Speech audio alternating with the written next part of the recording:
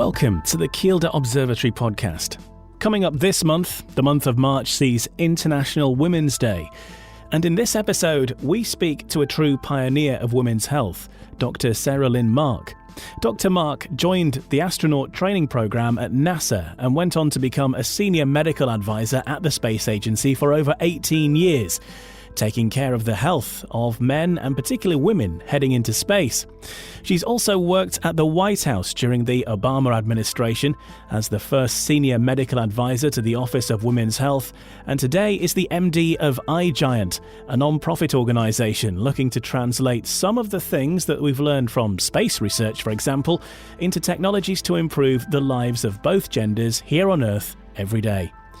She's also worked on every public health emergency since the 90s, and she reveals how lockdown is having a similar effect on many of us, which is often found in astronauts returning from space. I really do think so. And again, keep in mind that we're living in a remote world. Astronauts communicate with their colleagues back on Earth and their family members remotely as well.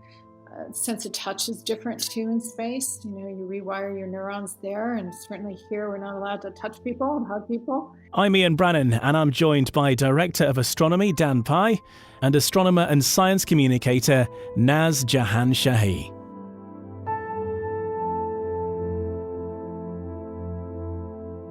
First of all, Dan, once again, no real news to tell anybody about a potential reopening just yet. Things obviously remain closed for the time being. But hopefully, in the distance, through your telescope, you can see brighter days for Kielder Observatory being able to get visitors back again.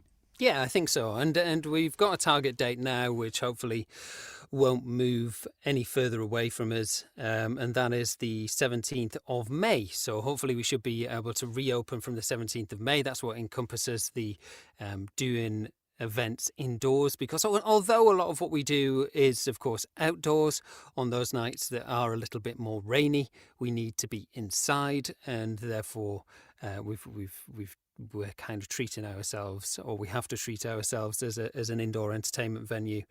So 17th of May is hopefully when we should be able to reopen once more. Fingers crossed.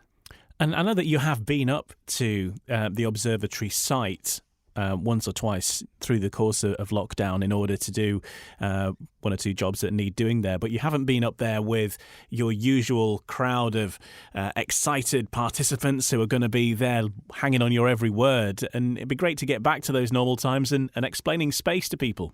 The interaction and the connection that you get with people, it's almost like a fuel, and once you lose that, it really feels like something's missing. So when we get back to it, I just can't wait to be able to chat to people again, to tell them about astronomy. I think we did our virtual Northumberland Dark Skies Festival recently, and there was a particular section where I was talking about the sun, and I found myself just kind of running away with fact overload. I just wanted to word vomit everything out of my mouth to people who were listening. And I kind of feel like that's what it's going to be like when we reopen again. It's going to be a case of trying to rein ourselves back in. But for some of us, that might be trying to perk ourselves up again, of course, or just into the late nights. That's going to be an interesting factor as well. And Naz, how about you? I mean, it's been a long time, I guess, since any major trips up to the actual observatory itself for you. But you must be looking forward to being able to get back in action up there. Yeah, absolutely. Dan's been lucky enough that he's managed a few trips here and there, but I literally haven't been back since closure. So really, really excited to get back up there and remember what the skies are really like. Because right now I'm in Manchester, and as you might have guessed, there's a lot of light pollution around here. So it'll be really nice to be under some really dark skies. I was just saying to the team earlier today, though, that I feel like I've blanked out about 80% of my astronomy knowledge. I feel like it's just lost. But what happened last time was we came back and we just opened our mouths and it all just came flooding back. So, but yeah, as Dan says, it really reminds you why we love our jobs when we have a full observatory full of people excited to learn more and we just want to tell them about it. So Yeah, really, really looking forward to it. I think people will have to get their bookings in quite quick, actually, to be honest, because we've got quite a lot of people who are looking to rebook. So if you are teetering on the verge of whether to book for summer or not, it's better to get it in than not. Is my advice. I think we only have a finite capacity, and once we do reopen, we're not reopening to full capacity. We'll still be, of course, practicing social distancing. So the numbers will be very much restricted as they were during that little period of time we were allowed to open last year. So bookings in advance would be very recommended from the 17th of May, I think.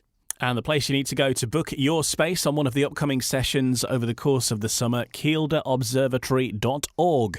All the info is there of all the sessions that are currently planned, and we're quite hopeful that things will go ahead once we get past May. Fingers crossed, but don't miss out because things are booking up, as Dan said. All the info, kielderobservatory.org. But while the observatory remains closed, plenty to look out for in the night skies across both the northeast and the wider world.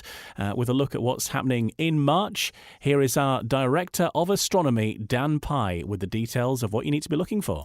So early on in March, so for the next couple of weeks in the very early stages of March, we've got Mercury quite high in the morning sky. It was actually at its greatest elongation on the 6th of March, really, really quite far away from the sun from our perspective. So that means we're able to see it just before sunrise, very early hours of the morning. And of course, this being such a planet that's so close to the sun, it is one of the more difficult to observe planets because we have to wait for these opportune times in order to be able to observe it. And of course, it's very small as well. So if you find yourself getting up in the middle of the night at maybe 4 a.m. for a wee or whatever, have a look out your window. You might be able to see it just across to the to the east before sunrise, early hours of the morning. New moon is on the 13th of March. Of course, new moon is when we want to be outside doing some deeper sky observations, looking at things like galaxies and star clusters. Much easier when we haven't got any moonlight in the sky, so that's going to be the point in time when it's best to see all of those deep sky objects. And then when we get round to the 20th of March, that's when we hit the equinox, the March equinox, which is good for a couple of different reasons. Often there's a whole theory surrounding the intensity of auroras around the equinoxes. Sometimes we experience some stronger aurora activity during the equinoxes, so maybe we'll get some huge influx of stuff which drives a big auroral display, and we'll get that around the 20th of March. Always great to see the aurora if it, of course, shows up, and always a good chance of seeing it at Kielder Observatory, more than probably most places. Do you just want to explain about the cycle, Dan, of aurora? Because we're not really at a high point for seeing lots of them, are we? But there's still always the chance. Yeah, it's because we're going through this period of time that we call a solar minimum, so we're seeing much less sunspot activity, much less solar activity. Because if you imagine the sun is complex magnetic structure, starts to coil itself up, and when it does that, it reaches a point where it's incredibly tight, almost like coiling a spring up really, really tight. And it wants to escape the solar surface, and it develops these kinks which blow materials out into the rest of the solar system when they break, and that's the kind of aurora making juice. Now that spring, after a period of time, it kind of resets itself and becomes neutral again, if you like, and not so tight, and it doesn't want to blow out of the surface. So you end up with much less solar activity, much less chance of aurora juice flying across the rest of our solar system and hitting our planet. And that's where we are right now. We're just coming out of the solar minimum. We're going to ramp up to a solar maximum in a few years' time, and that's hopefully when we'll get to see some more aurora activity. Yeah, aurora juice is a new phrase for all of our dictionaries. Next up, just want to touch on the equinox, because you mentioned that's happening, the spring equinox. Dan, what is an equinox? So the equinox is very much a physical point in which the Earth reaches as it's going around the sun. And what that enables it to do is place the sun directly above the equator. So as we're going on our journey around the sun, it's the point at which we reach where the sun is directly above the equator. And what that enables is the equal amount of time for day and night. And of course, if you've got any questions that you'd like any of the team at Kielder Observatory to answer, then you can always drop us an email, kielderobservatory.org, or through any of our social media channels too, and we'll be happy to answer those questions as quickly as we can, or indeed on the next episode of the Kielder Observatory podcast. Now, a regular feature on the Kielder Observatory podcast is called Pie in the Sky, where we invite you to get your own binoculars, your own telescopes, and from wherever you are, just find a nice bit of dark sky and peer into the heavens. And we always give you something to look out for every month. And so with this month's Pie in the Sky, here's Dan Pie. Where should people be pointing their telescopes this month, Dan? I think they should point it in the direction. To be honest, actually, I think this week, what we'll do is we'll talk about something that we won't need a telescope for. Some little things that I like to remember in order to be able to find particular stars. And at this time of year, when we start to creep into the later night, about 10 o'clock onwards, we should be able to see this particular thing appearing in our night sky. What you will need to be able to do is locate the panhandle or the plough, the Big Dipper, the Seven Brothers, whatever you want to call it, all those different names that it gets. But the plough, if you can locate that, that's where we're going to start our journey. So if you imagine the back end of the plough is shaped like an arc. It's a curved handle. If you follow that arc round as if you were going to draw a circle, you'll get to a very bright star. That bright star is called Arcturus. So the way to remember that is to arc to Arcturus. And that's a lovely star to look at. It's a really nice star. It's in the base of a constellation called Bootes. And then what you can do from there is you can go to a different star, following that arc round again a little bit further, but instead of arcing this time, we're going to spike to Spica. So round in a circle to a star called Spica, which is in the constellation of Virgo, and it's a lovely bright star as well. So again, curving round from the back tail of the plough to Arcturus, and then spiking down to a bright star called Virgo. And following on from the success of Pie in the Sky, which has obviously been a monthly feature, this is going to be potentially recreated. I'm not sure it's going to be the same name, but on a weekly basis in future on social media, we're going to be helping you out with your home astronomy as well, Naz. What have you got planned? Yeah, so we're going to start a new series where each week we're going to have something for you to find in the sky, and we're going to teach you how exactly you can find it as well. So granted, you get at least one night of clear skies that week. We're going to give you something to look for and tell you a little bit more about it as well. Fantastic. And that's going to be coming very soon to the social media channels. And Naz, where can we find Kielder Observatory on social media? So we are across all of the social media platforms. You can find us on Twitter, Instagram, and on Facebook.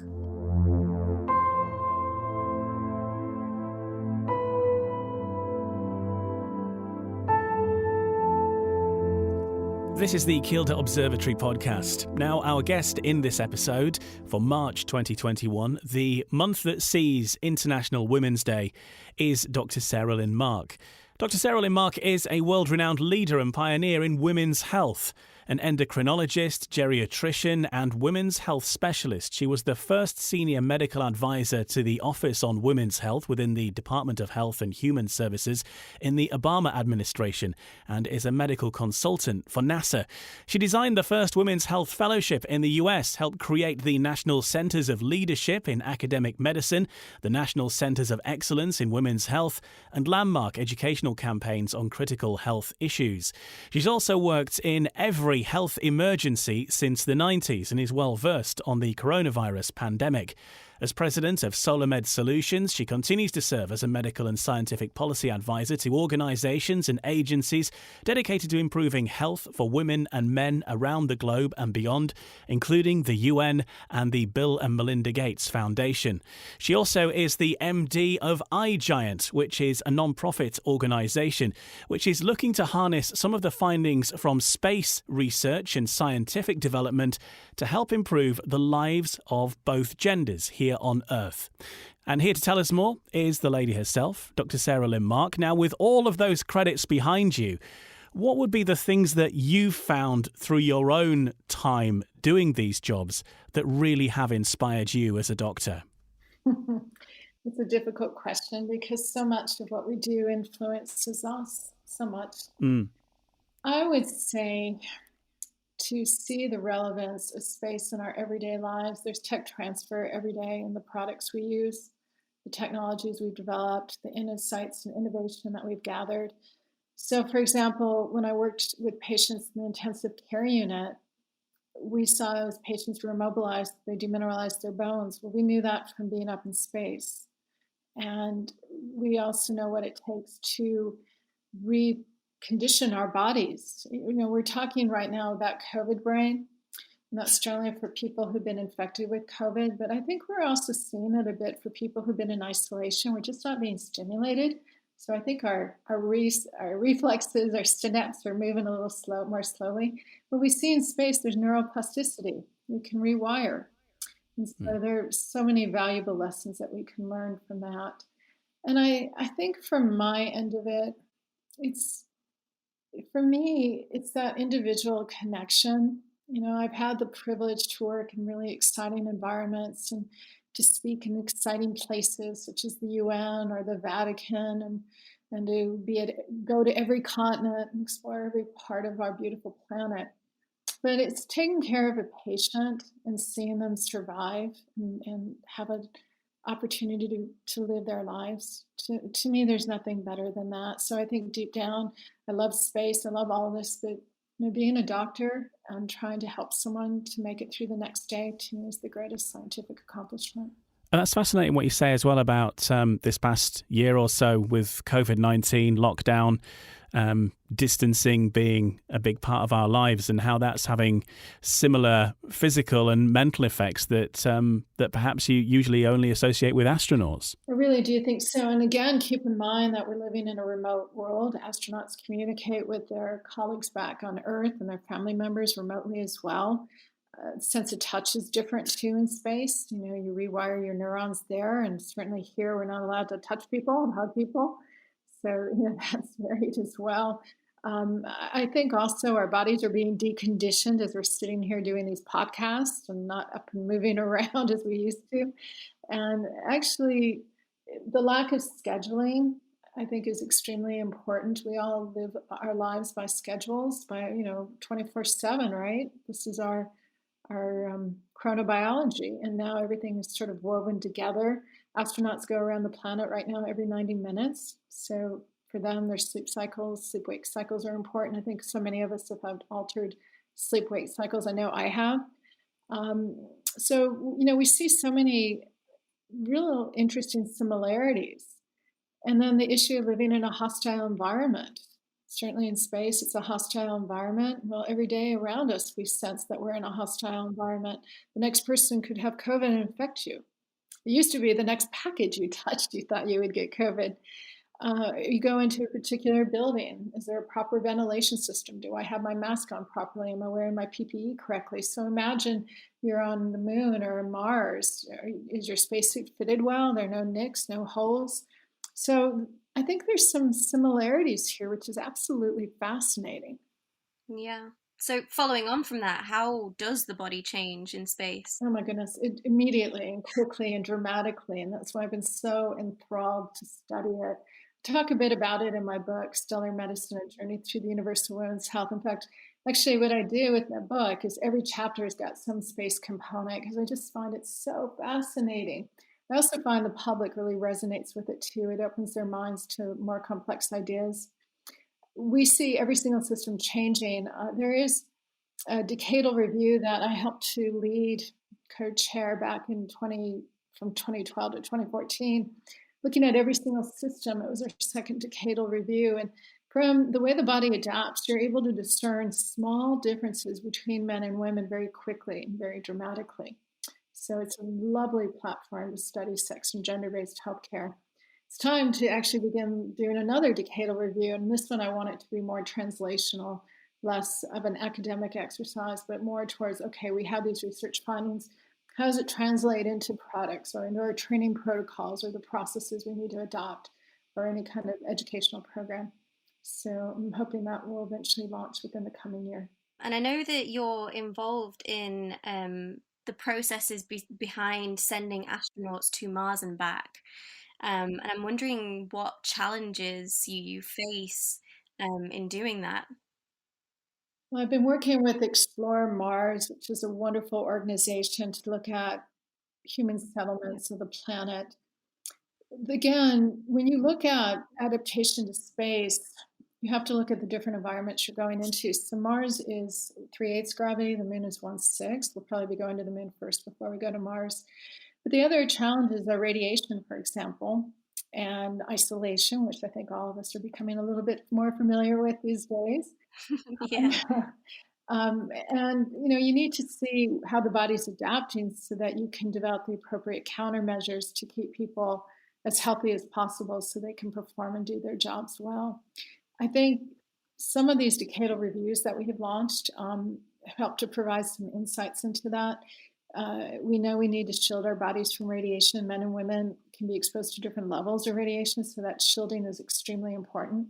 We also know there's a condition called SANS, and that's an acronym for Space Associated Neurosensory Syndrome. It used to be called visual impairment intracranial pressure. And basically, as you go into space, fluid goes into your head. It flows cephalically towards your head, towards your brain. And Yeah. the pressure from that can impact the vessels leading to your eyes, and that can actually impair your ability to see. Interestingly, men are more symptomatic compared to women, and it may be, again, the anatomic changes, the physiologic changes, the hormonal milieu, the differences there that may equate for why men and women experience that syndrome differently. I think Hollywood makes it look very Glenn. clean cut, doesn't it? It They have does. none of that in between. I know, and it's really some do better than others. Um, Yeah. but I think also children who are looking at a lot of our space-faring movies may get the impression that it's quite simple. And if it were that simple, we would have already done it. It's quite complicated. And especially, you saw recently we landed Perseverance. And prior to that, we had another where we call the 7 minutes of terror because you're entering, even though there is less atmosphere than there is here in Earth, it's still challenging. And just to land the robot was extraordinary. And we'll have a small little helicopter that will be flying, and that's extraordinary. So what we take for granted here on Earth is magnified dramatically when you go to another planet. You're the founder and managing director of an organisation called iGiant, which is a non-profit organisation. But the work you're doing there is using the science that we know about the differences between men and women and how they can be translated into everyday things that we use to make our lives more comfortable and a lot better in general. Tell us about some of the work that you've been doing through iGiant. What we try to do, for example, through my nonprofit, iGiant, is we try to get the world to see through this lens, as I mentioned, across health. So we know it impacts drugs and devices. The IT, the way we use our devices, our smartphones, our computers, our tablets. Transportation, we see it in accidents. For example, women have 47% greater likelihood of more severe neck injuries in a car accident compared to a man. And then in the all-encompassing retail end, yes, in everything from our personal protective equipment, we certainly see that in our fight against COVID-19. We see it in our spacesuits, to our tools and hardware, to our shoes and clothing, really to almost every single aspect in our lives. And, it's not a question of a product or a policy or a program or protocol being shifted to be quote unquote feminized. Generally, that connotes a peek it, shrink it approach, but really looking at it scientifically, trying to assess how people move, anthropometry, body proportion, ergonomics, how we interface with our environment around us. And speaking of that, let me just bring a term that people will become more familiar over the years, and that's epigenetics. As we interact with the environment interacts with us. It actually shifts our genome. My sort of inspiration into studying science was being surrounded by really great educators and also inspirations for me from films to visiting incredible science centers. and being encouraged by family to sort of look up at the sky a lot more. So I'm just wondering what your inspirations were. What were your influences to study science and choose it as a career? It's interesting that you talk about as a child how that influences what you do later on in life. And I think it really has a profound impact. We know certainly science, technology, engineering, mathematics, if you add in even art and design, all play an important role. For me, I'm a product of the Apollo age. So it kind of ages me a bit, but I actually did see a human being land on the moon and actually walk on the surface. And that had a profound impact. And I remember telling my father that night that I wanted to do that as well, and that I wanted to actually practice medicine on the moon. He even foreshadowed that we would have planes going back and forth. I think he saw what it would be eventually a space shuttle. So, no, absolutely the opposite. And that was so wonderful. Unfortunately, he didn't dissuade me because at the time, women were not accepted into the space program. That wasn't until the mid 70s in the United States. So I always had a fascination, just looking at the stars and trying to understand constellations and comets and meteorites and our role in the universe. And then my love for medicine came about because um, I had opportunities to read a lot of wonderful books, autobiographies of famous doctors, and had a chance to be a volunteer in a hospital. And I was just enthralled. And then I had this incredible physiology class when I was in high school that just convinced me that was what I needed to do. So I pursued being a physician, but I never let go of my dream of the stars. And when I went into my fellowship training, my advanced medical training, I actually began to look at research that was conducted in space and how it might be relevant for how we deliver healthcare on Earth. And that became really important for me as a guiding light. And then I applied for the astronaut corps, became a finalist, and then had an opportunity to connect with the space program as a medical advisor and pursued that for 18 years and loved it. And it's still with me. I believe now as we commercialize space travel and we really democratize space, that all of us will have the opportunity to go and experience what it feels like to be in microgravity. But I don't think it's any sort of secret that science is a male-dominated field. Most of the sort of subsectors are all kind of male-dominated, and I know for me, at university, I was only one of five girls in my university class when I studied physics. So my question to you is, did you ever face any challenges that you feel like your male peers didn't, or do you feel like you had to work any harder to get to where you are? That's a really good question. I have a twin brother, and he's an engineer. So he actually worked on the shuttle program. So we both were able to pursue our interests from different vantage points. For me, I went to a women's college and a Ivy League women's college. It was called Barnard College, connected to Columbia University. So again, I was in an environment where it was just given that you were going to excel and that you were going to work hard to do it. It was a bit shocking when I went to medical school, where I was one of 25 women out of a class of 150. I found that very discouraging. Certainly today, those numbers are different.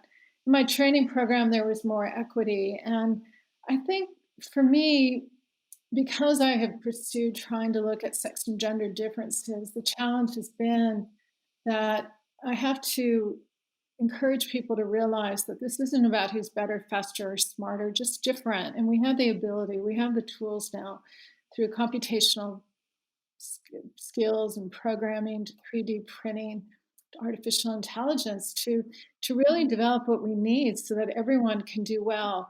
The vision of my nonprofit is to improve the safety and quality of life, including work performance for everyone in every environment, including space. And so that has stayed with me. In regard to any type of sexism, I've encountered it along the way, of course. Um, and I've been in the environments where I've been the only woman.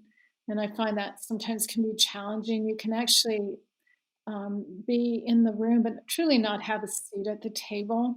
And I think it's somewhat unfair when we put all the pressure on women to have to make sure you get yourself in the door. Because we can do so many front flips to get in the door, we actually have bruises, but we're actually then may not be welcome. So that's where we have to encourage all our colleagues, our male peers, to understand the value of what we're doing, and in the sense that they understand that diversity in teams improves work performance, improves productivity, improves the economic calculus of an organization, of a company, and it improves satisfaction, career satisfaction for everyone. So I look back, but I really want to direct my energies forward so that we change the environment so it's not an issue for future generations. Do you have any sort of advice for women considering an education or a career in science? Well, I think a couple would be that one, you are really passionate about it, that you're doing it because you love it and it's for you, not to please others, because there are going to be hardships and it's hard to persevere when it's not your dream. Two, to be flexible. You may come in thinking you want to be one thing, but you may find something else intriguing, and don't be so wedded to it that you don't allow yourself to explore. And three, I think this is really important. I think it's valuable to find mentors along the way. And then when you get to a particular point in your career, to have sponsors. You can be absolutely brilliant, but if you're not given the opportunities and the tools and the resources to do your job well and safely, you're not going to succeed. And it's not because of anything you've done wrong. So that's where I think it's important for both the individual and for the institution, the institutional environment, to honor that, to ensure that those tools, resources, and opportunities are provided. Just going back to your time as senior policy advisor to the Obama administration, that was during the Ebola outbreak, and now obviously you're focusing on the coronavirus pandemic. And obviously, we're all aware of how devastating it's been and of its lasting effects that it's going to have. But I'm just wondering if there's any sort of positives that have come from both of those scientifically. Have you seen any positives from it? It's a really great question because we tend to focus these days on the negatives. So it's nice to hear the wording about Yeah. positivity. I've actually been part of every public health crisis since the mid 90s in my government roles as the senior medical advisor at HHS, as the civilian medical advisor to two surgeons general, to also NASA, was involved in public health preparedness as well. So it's given me a bit of a perspective to look for signals early on and to be as prepared as possible. I often tell people I hope for the best and prepare for the worst, and that keeps me balanced. Yeah. I think from what we have seen, technology has evolved so rapidly, and for lack of a better word, they called it warp speed in regard to the development of new vaccines. And I think those platforms will play an important role not only for COVID, but also for other disease states. We also appreciate the role of personal protective equipment and how that can keep us safe. We see it in decreased infection rates for other diseases such as the influenza, the flu. We see decreased rates this year. I think the other part is the innovation for communication. We see it now. We've all been zoomed out, but we're able to carry on as best as possible. I think 10 years ago, if we had done this during the H1N1 pandemic, we wouldn't have had these resources and tools, and things would have probably come more to a standstill. And then I think the other part of it is we see the resiliency of human beings. I know UK has been under an extreme lockdown for an extended period of time. If someone were to have told you a year ago that this would be your life, it would be unfathomable. But somehow you adapt, you find ways, and I think we all do. And I think just realizing that we can endure. The one thing that I do feel sad about, my father was a child of the Holocaust. He survived 4 concentration camps, and I lost him about 3 years ago. And I would have liked to have talked to him about how he endured during World War II. And I think for the UK, you had the greatest generation as well. And to get their answers and responses of how did you persevere? You had bombs dropped on your homes every night. At least even if we're sheltering in place, we go back to our homes and we have food and we're not worried about bombs being dropped on our homes. So, there are things to be grateful for. That's amazing. And for anybody who's listening to this, and we've talked about being an astronaut, what is the process for anybody who might one day dream of being an astronaut? Because I guess it's one of those classic aspirations in life, isn't it? I'm going to be an astronaut when I grow up. But for any youngsters listening to this who want to make that dream a reality, what would be sort of the typical route? Well, I think the first piece of advice was what was given to me, and that was do what you love doing, independent of being an astronaut, because you're going to convey that skill set to what you're going to do if you become an astronaut. So, for example, there are physicians and there are engineers and there are scientists and there are pilots and there are teachers and artists. There are individuals who have other careers, and you then translate those skills to being an astronaut. There are selections that are ongoing every couple of years, depending on what the needs are, and you apply. And a lot of individuals try to get some experience working at the space agency, doing either engineering or scientific research, or being a flight surgeon, and getting to know individuals. And sometimes you have to just be persistent. I think we're coming into a different world now as we are again moving more towards a commercial space sector environment. So there'll probably be different opportunities as well. And I find that very exciting. And like I said early on, every one of us can be an astronaut. Right now, you would need money to do that. So you can buy yourself a seat, such as on Virgin Galactic or SpaceX or Blue Origin. But it's opportunities, I think, that will be available for everyone one day. And will you be taking up that opportunity if it comes your way? Absolutely. In fact, I wish I could do that right now. I don't think there's anybody who's more prepared than you.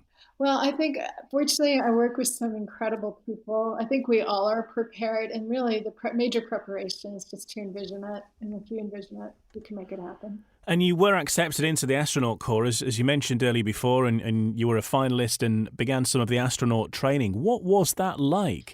It was just, I felt like a kid in a candy store. I loved every single aspect of it.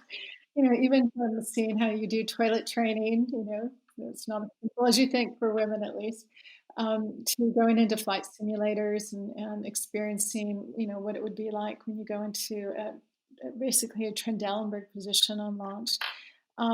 One of the things that I would love to do would be in a KC-135. We call it very joyously the vomit comet to experience what microgravity might be like. I think that would be really fascinating. One of my interests is as we move into the commercial space sector, that individuals who will be going into space are not going to be the perfect athletes. They're not going to be the perfect human specimens. The testing will not be as robust. So it really behooves us to understand how the body adapts in space, and also the equipment that one needs, the assistive devices to be able to do your job well and to enjoy your experience. And from a public health point of view, the world's clearly not in an ideal state at the moment, but we're hoping that things are going to get better over the coming year through the course of 2021. What message do you have for people listening to this who are looking for some words of hope, perhaps, of where we currently are and hopefully where we're heading as we fight the COVID-19 pandemic? It's really up to us. We have the ability to shift the curve. It's our human behaviors. It's really maintaining those public health measures such as social distancing and wearing a mask consistently and correctly and washing hands. Nothing too complicated, but we've been doing it. Your country's been doing it for centuries and quite effectively. We're a little younger, so we've only had about 200 and some years to do that. And also taking vaccines when you can get them. And really being considerate and caring for each other and not turning on one another and helping each other out. We'll be able to get through this. We've gone through other pandemics in the past. Our lives may be changed. We saw that after 9/11. As we enter into airports, we take off our shoes, we go through scanners, we understand all those principles. So I think we have to be nimble enough to know that that may happen. But I think we're given a really interesting window right now to assess what's important for us and to take politics out of this, help science drive it, but let humanity and our kindness towards each other guide us. It's very sad that politics intervened here. It's probably resulted in the loss of many lives. But because it was that way doesn't mean it has to continue. I think, we all have lessons that we can learn from it and to move forward. The thing that concerns me is that there's so much we still don't know about the immune response to vaccines, as well as to natural infection, as well as to the new variants, as well as long-term impact. So it's our behavior of how we, as I go back to those public health measures, that will help get us through and to the next level. Well, Dr. Saralyn Mark, it's been great and fascinating speaking to you on the Kielder Observatory podcast. And you have your own podcast in the pipeline too that people will be able to download very soon. I do. Thank you so much for mentioning that. We're hopefully going to be launching it in the next few weeks. Haven't completely decided on the title. I'm thinking it might be The Doctor's In, but we will let you know as soon as it launches. And I would love for your audiences to come and listen and participate with us as well. Our thanks to Dr. Saralyn Mark for joining us in this episode of the Kielder Observatory podcast. Don't forget, you can find out more about what's happening at Kielder Observatory by heading online to our website, kielderobservatory.org. And don't forget to check out the various sessions that are coming up over the summer months. You can get in there and book your place now, as Dan mentioned at the start of this, that things are already starting to fill up, and hopefully things will be back open again sooner rather than later. May onwards is certainly the plan. You can also find out more on our social media feeds as well. We're on Facebook, Twitter and Instagram, and regular updates there as and when they happen. For now though, thanks very much for joining us, and we'll speak to you on the next episode of the Kielder Observatory podcast.